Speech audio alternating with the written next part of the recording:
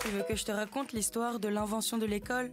Ok, mais par contre moi, je ne raconte mes histoires qu'aux enfants qui se lavent les dents. Alors rattrape ta brosse à dents, ton dentifrice, et tu frottes jusqu'à ce que l'histoire soit terminée. 3, 2, 1, 0. Qui a bien pu avoir cette idée folle un jour d'inventer l'école? Depuis des années, il y a un mythe qui raconte que c'est Charlemagne. Ce sacré Charlemagne. Il y a même une chanson sur son histoire. Tu as peut-être déjà entendu parler de lui. C'est un roi qui a vécu il y a très longtemps. En réalité, la seule chose qu'a faite Charlemagne, c'est de créer une école chez lui, dans son palais. Pour bien gouverner, il avait besoin de personnes qui avaient beaucoup de connaissances en littérature, en sciences, en politique ou même dans le domaine militaire. C'est pour ça qu'il a créé une école, pour transmettre des savoirs essentiels. Mais en réalité, l'école existait déjà depuis longtemps. Et oui, elle a été inventée en même temps que l'écriture, il y a des milliers d'années. Par contre, l'école que tu connais, toi, dans laquelle tu vas tous les jours et qui est obligatoire, elle est arrivée beaucoup plus tard. Elle a été établie en France par un autre homme. Tu veux savoir qui c'est? Ok, je te raconte tout ça dans un instant. Mais avant, j'ai une question pour toi. Est-ce que tu sais quand a été inventé le dentifrice?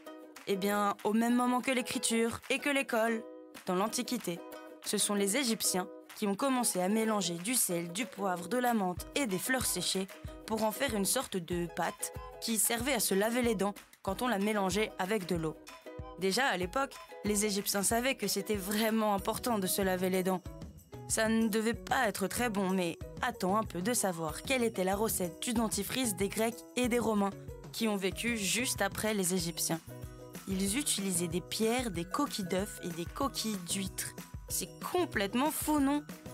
Pour essayer d'oublier le goût terrible de leur dentifrice, ils ajoutaient même des écorces d'arbres.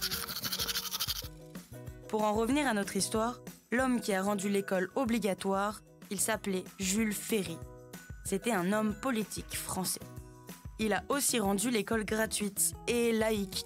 Ça veut dire que la religion n'avait plus le droit de se mêler de ce qui se passait à l'école. Bon, montre-moi un peu tes dents. Fais A, fais I. C'est pas mal tout ça. Bien blanche comme il faut. Tant pis pour vous les caries. Allez, maintenant, au lit. Je vais pas aller me coucher. Retrouvez les épisodes des Dents et Dodo sur le site et l'application BFM TV et sur toutes les plateformes de streaming. Si cet épisode vous a plu, n'hésitez pas à lui donner une note, à vous abonner à la playlist et surtout à en parler autour de vous. C'est un podcast BFM TV.